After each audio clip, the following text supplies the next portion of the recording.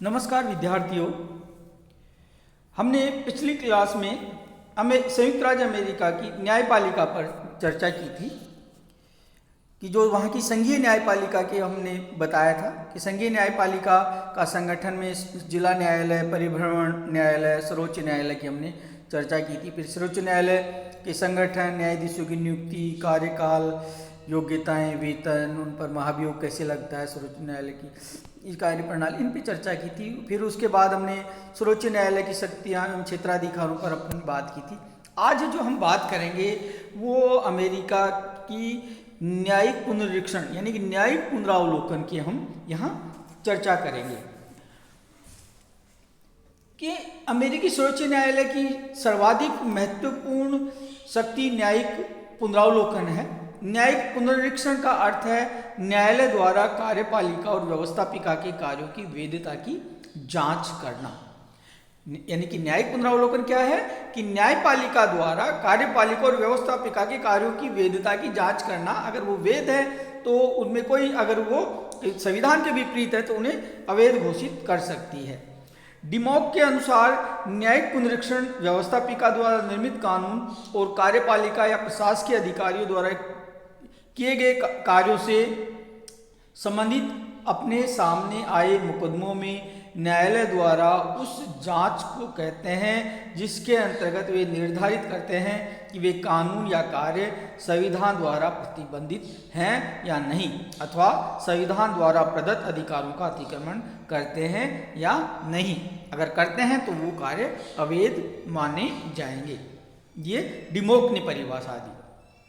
फिर कार्विन के शब्दों में कि न्यायिक पुनरीक्षण का अर्थ न्यायालयों की उस शक्ति से है जो उन्हें अपने न्याय क्षेत्र के अंतर्गत लागू होने वाली व्यवस्थापिका के कानूनों की वैधानिकता का निर्णय देने के संबंध में तथा कानूनों को लागू करने के संबंध में प्राप्त हैं, जिन्हें वे अवैध और इसलिए व्यर्थ समझते हैं। सर्वोच्च न्यायालय के चीफ जस्टिस मार्शल ने सन 1803 में मार्बरी बनाम मेडिसन के मामले में निर्णय देते हुए न्यायिक पुनर्निरीक्षण की परिभाषा इस प्रकार दी। उन्होंने, मार्बरी ने कहा कि न्यायिक पुनर्निरीक्षण न्यायालय द्वारा अपने समक्ष पेश विधायी कानूनों तथा कार्यपालिका अथवा प्रशासकीय कार्यों का वह निरीक्षण है जिसके द्वारा वह निर्णय करता है कि क्या ये एक लिखित संविधान द्वारा निश्चित किए गए हैं अथवा उन्हें अपनी शक्तियों से बढ़कर कार्य किया या नहीं। अमेरिका में न्यायिक पुनरीक्षण का अधिकार का जो आधार है वो अमेरिकी संविधान में सर्वोच्च न्यायालय को स्पष्ट रूप से न्याय पुनरीक्षण की शक्ति प्राप्त नहीं है। इसकी स्पष्ट रूप से घोषणा सर्वोच्च न्यायालय के मुख्य न्यायाधीश मार्शल ने सन 1803 में एक विवाद मार्बरी बनाम मेडिसन के निर्णय में की थी। यह विवाद इस तरह उत्पन्न हुआ कि 3 मार्च 1801 की रात्रि को राष्ट्रपति एडम्स ने मार्बरी को कोलंबिया जिले का शांति न्यायाधीश नियुक्त कर दिया, परंतु आदेश जारी करने के पश्चात राष्ट्रपति एडम्स की अवधि समाप्त हो गई। उस समय तक वह आदेश मार्बरी के पास नहीं पहुंचा था। नए राष्ट्रपति जेफरसन ने तुरंत पद संभाला और मेडिसन को अपना राज्य सचिव नियुक्त कर दिया। मेडिसन मार्बरी की नियुक्ति के विरुद्ध था, इसलिए उसने राष्ट्रपति एडम्स के आदेश को मार्बरी तक पहुंचने से रोक दिया। मार्बरी ने मेडिसन के विरुद्ध सर्वोच्च न्यायालय में अभियोग चलाया। मुख्य न्यायाधीश मार्शल ने मेडिसन के कार्य को अवैध ठहराया तथा अपने निर्णय में कुछ तर्क दिए। कहा कि यह निश्चित रूप से न्याय विभाग का कर्तव्य और अधिकार है कि वह यह बता सकता है कि कानून क्या है। जो लोग किसी विशेष नियम को किसी मामले पर लागू करते हैं वे ही उक्त नियम की व्याख्या करते हैं और वे ही उक्त नियम का निर्वचन करते हैं।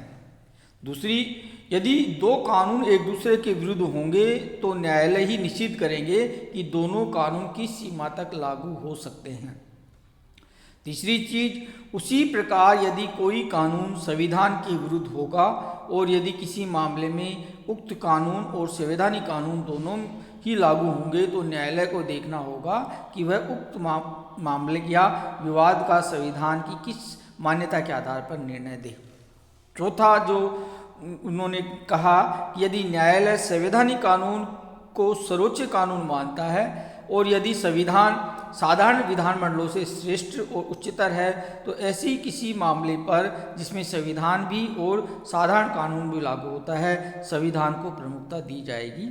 इसके सामने सामान्य कानून असंवैधानिक घोषित किए जाएंगे।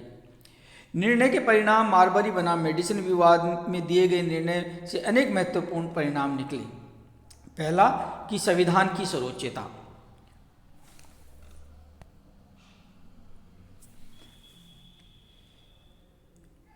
अमेरिका में संविधान ही सर्वोच्च कानून है। संविधान की व्याख्या के प्रतिकूल बनाया गया कोई कानून वैध नहीं है। यदि व्यवस्थापिका द्वारा पारित कोई कानून संविधान के प्रतिकूल है तो सर्वोच्च न्यायालय का यह कर्तव्य है कि वह उस कानून को अवैध घोषित कर दे। दूसरा, संविधान की सुरक्षा कि सर्वोच्च न्यायालय की इस अद्वितीय शक्ति के कारण ह्यूजेस ने कहा था कि हम संविधान के अधीन रहते हैं, किंतु संविधान वही है जिसे न्यायाधीश बनाते हैं। सर्वोच्च न्यायालय ने इस शक्ति के द्वारा संविधान की रक्षा की है। राज्य के अनेक कानूनों को जो कि संघीय संविधान के विरुद्ध थे अवैध घोषित करके उसे संघीय संविधान तथा कानून की रक्षा की है। तो पहला है संविधान की सर्वोच्चता, दूसरा संविधान की सुरक्षा, तीसरा है न्यायालय तीसरा सदन। न्यायिक निरीक्षण की शक्ति के कारण न्यायालय तीसरा सदन बन गया। लास्की ने लिखा है कि न्यायिक निरीक्षण की शक्ति के कारण सर्वोच्च न्यायालय कांग्रेस का तीसरा सदन बन गया। ब्रोगेन का भी मत है कि न्यायिक निरीक्षण का प्रभाव यह है कि अमेरिका का न्यायालय तीसरा सदन बन गया है। वे विधियों को सर्वोच्च न्यायालय को कांग्रेस का तृतीय सदन कहा गया है। न्यायिक पुनरीक्षण द्वारा संविधान की रचना भी की जाती है। इस प्रकार से विधियों का जो निर्माण होता है उसे न्यायिक रचना यानी कि जुडिशियल कंस्ट्रक्शन कहते हैं। चौथा है नियंत्रण व संतुलन।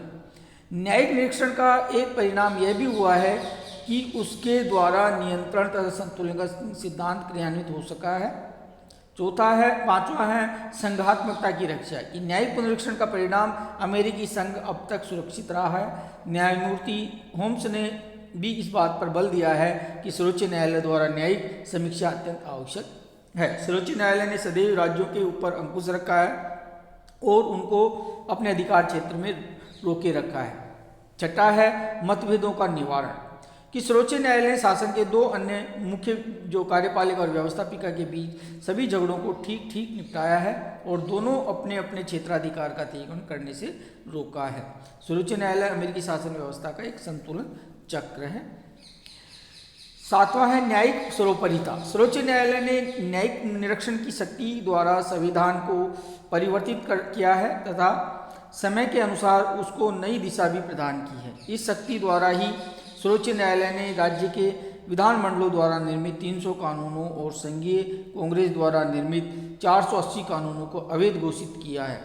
इसी तरह 14वें संशोधन के अंतर्गत कानून की उचित प्रक्रिया उपबंध की व्याख्या इसने इस तरह को प्रोफेसर कार्विन के शब्दों में कि राज्य के कानूनों को निषिद्ध करने की उसे सविवेकी शक्ति मिल गई है। आठवां है राज्य की अपेक्षा संघ की शक्तियाँ मजबूत हुई होना। इस शक्ति का अन्य संवैधानिक प्रभाव यह हुआ कि राज्य की तुलना में संघ की स्थिति ज़्यादा मजबूत हुई है। तो इस तरह से हम ये बता सकते हैं कि मारबरी बनाम मेडिसिन विवाद के परिणाम से संविधान की सुरक्षा हुई है और न्यायिक सर्वोपरिता स्थापित हुई है।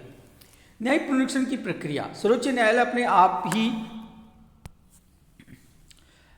किसी कानून की वैधता की जांच नहीं करता। जब उसके पास कोई ऐसा कानून आता है जिसमें संघ या राज्य के किसी कानून को चुनौती दी जाती है तो न्यायालय को अपना निर्णय देना होता है। न्यायिक पुनरीक्षण का क्षेत्राधिकार है कि न्यायिक निरीक्षण का क्षेत्र बड़ा व्यापक है। न केवल कांग्रेस के बनाए कानून बल्कि अमेरिका के राज्यों के संविधान, उनके द्वारा बनाए कानून, संधियां जो संघ सरकार द्वारा दूसरे देशों से की जाए तथा संघ व राज्यों की कार्यपालिकाओं द्वारा किए गए आदेश ये इसके न्यायिक निरीक्षण के क्षेत्राधिकार में आते हैं। अब हम बात करते हैं न्यायिक पुनरीक्षण की आलोचना कि अनेक विद्वानों ने न्यायिक पुनरावलोकन के अधिकार की आलोचना की है और उसमें कुछ तर्क दिए, जैसे कि लोकमत और प्रजातंत्र की उपेक्षा, कि कांग्रेस देश की प्रतिनिधि संस्था है और कांग्रेस राष्ट्र तथा लोकमत का सर्वोच्च प्रतिनिधित्व करता है। इसलिए कांग्रेस द्वारा बनाए हुए कानूनों को अवैध घोषित करके सर्वोच्च न्यायालय लोकमत और लोकतांत्रिक भावनाओं की उपेक्षा करता है। दूसरा तर्क ये दिया जाता है कि शक्ति पृथक्करण की भावना के प्रतिकूल है कि अमेरिकी शासन प्रणाली में मौलिक विशेषता है शक्ति पृथक्करण का सिद्धांत, जिसमें सबकी अलग अलग शक्तियां हैं। न्यायिक पुनरीक्षण की शक्ति के कारण सर्वोच्च न्यायालय की स्थिति कांग्रेस और कार्यपालिका से ऊपर हो गई है, जिससे शक्ति पृथक्करण की भावना का अंत हुआ है।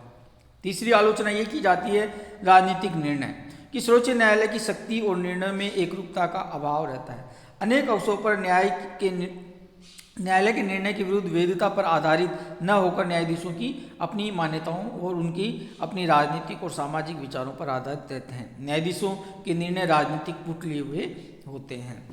चौथी आलोचना ये की जाती है कि न्यायिक पुनरीक्षण का संवैधानिक आधार नहीं है कि अमेरिका के संविधान में कहीं पर भी इस बात का उल्लेख नहीं है कि सर्वोच्च न्यायालय को न्यायिक पुनरीक्षण का अधिकार, भारत में तो है आर्टिकल 13(2) में न्यायिक पुनरावलोकन का अधिकार सर्वोच्च न्यायालय को दिया गया, लेकिन अमेरिका में ऐसा नहीं है। प्रगतिशीलता में बाधक, सर्वोच्च न्यायालय ने इस शक्ति का प्रयोग अनेक प्रगतिशील कानूनों के निर्णय में गंभीर बाधा उपस्थित की है, जैसे राष्ट्रीय पुनरुद्धार एक्ट, कृषि आयोजन एक्ट जैसे प्रगतिशील विधियों को रद्द करके न्यायालय ने अपने ही को शक्तिशाली वर्ग का संरक्षक घोषित कर दिया है। छठा है कांग्रेस का तीसरा सदन। इस शक्ति द्वारा न्यायालय ने कांग्रेस के तीसरे सदन का रूप ग्रहण कर लिया है। लोकतंत्र में न्यायालय की ऐसी स्थिति अनुचित है क्योंकि कानून निर्माण की शक्ति तो जन प्रतिनिधियों को ही प्राप्त होती है, जबकि सर्वोच्च न्यायालय कांग्रेस द्वारा पारित अधिनियमों को अवैध घोषित कर एक उच्च विधानमंडल की स्थिति प्राप्त करता है।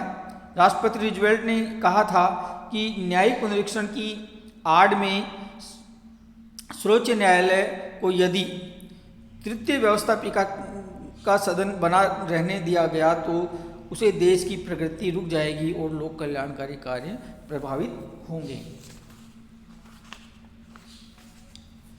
अब बात आती है न्यायिक पुनरीक्षण का महत्व कि अमेरिकी दृष्टिकोण न्यायिक पुनरीक्षण का प्रशंसक है।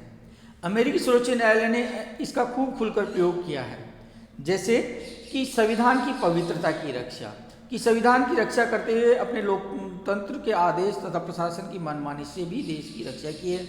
दूसरा, संघ प्रणाली की रक्षा, की संघात्मक व्यवस्था में जहां केंद्र और राज्यों के बीच अनेक संवैधानिक विवाद उत्पन्न हो जाते हैं, वहां ये उचित नहीं बल्कि आवश्यक भी बन जाता है कि सर्वोच्च न्यायालय के पास न्यायिक पुनरावलोकन की शक्ति हो।